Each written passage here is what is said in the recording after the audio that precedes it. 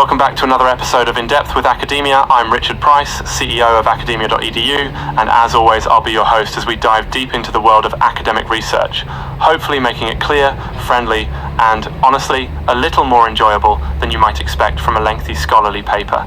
Now, today's episode explores a fascinating paper titled ASYRAF al-Naim, authored by Jalaluddin Ahmad al-Rawi. This is a work rich in classical Islamic thought. Honestly, not light reading, but the ideas here might absolutely shift how you think about belief, action, and spiritual guidance in your everyday life. Let's set the stage. What's the core question, Jalaluddin? How does one safely navigate spiritual life, ensuring both right beliefs and good deeds, but most crucially, avoiding those mistakes that would make forgiveness impossible?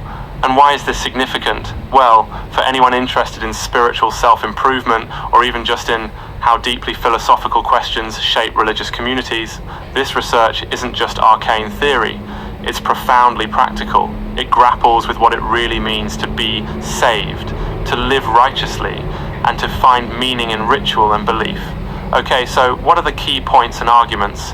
The author, Jalaluddin Ahmad al-Rawi, draws upon earlier scholarly giants like Imam Rabbani and explores the foundational creed of Al-Sunnah wal Jama'ah, or mainstream Sunni orthodoxy, emphasizing that correct belief, or aqidah, is the absolute starting point. So let's pause there.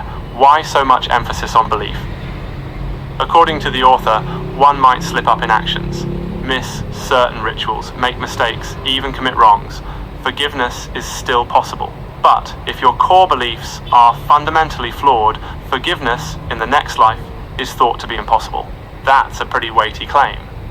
What that means for you and me is this. In the grand hierarchy of religious life, sorting out core beliefs is seen as more vital, almost like the foundation before you even start building the house of your actions. The paper then explores a very nuanced point. The relationship between God's will, human effort, and the ultimate outcome of actions, which is this deep theological concept of kasab and khalaq. Basically, do we create our actions, or do we just choose them and God creates the rest? Real life example, maybe a bit like turning off the light in a room. You push the switch, but you're not really creating darkness. It's a result of your action, but something bigger is at play. One of the tangential things I was thinking about while reading this. Have you ever found yourself arguing with someone about whether life is about fate or free will? It always seems to circle around, right?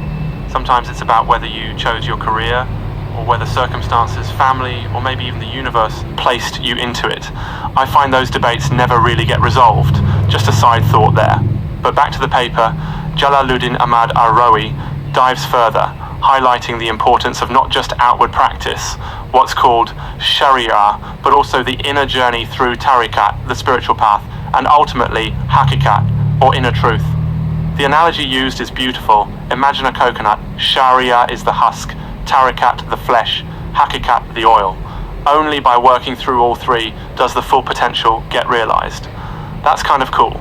So for listeners, the takeaway is pretty simple. Don't stop at appearances. Keep looking deeper, and remember that spiritual life is layered. Outer action, inner intention, ultimate meaning.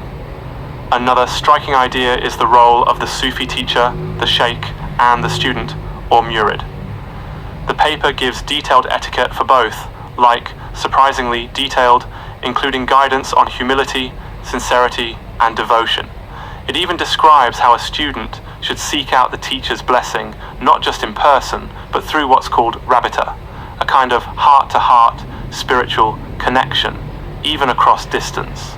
Some listeners might find that idea a bit mystical, but the underlying logic is clear. Finding someone wiser to guide you and being open and committed can have profound effects on growth, spiritual or not. The practical upshot for us: if you're learning from someone in any field, sincerity, humility, openness, and loyalty can hugely impact what you get out of the relationship. The paper then warns heavily about pitfalls, not just the obvious bad behaviors, but subtle dangers: pride, envy, wasting time, being obsessed with recognition rather than growth, and letting outward practice become empty habit. All of this, the author says, undermines not only outward religiosity, but also inner fulfillment. And a big point, it's underlined again and again, is that all forms of knowledge and spiritual discipline are only worthwhile if grounded in sincerity and the pursuit of genuine meaning, not just routine or empty repetition. Alright, let me just stress, my job here is to present what the paper found, not to personally endorse or critique it. Academic research, especially in theology and spiritual disciplines, is rarely the final word.